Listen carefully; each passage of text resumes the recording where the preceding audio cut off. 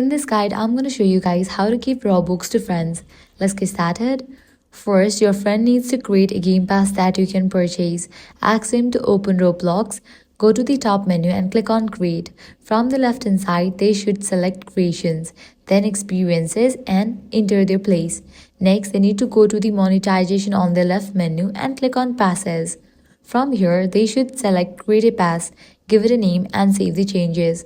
After saving, they should scroll down, click on the pass they just created, go to Sales on the left side, turn on Item for Sale and set the price to amount of Robux you want to send.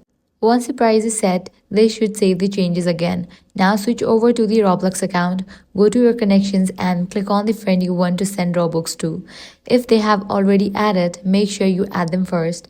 After that, go to creations, find your friend's creation and click on store. Locate the game pass they created, click on it and then purchase it. Once you buy the pass, the Robux will be transferred to your friend, completing the process. And that's it. If this guide helped you out, do not forget to like, share and subscribe. Thanks for watching.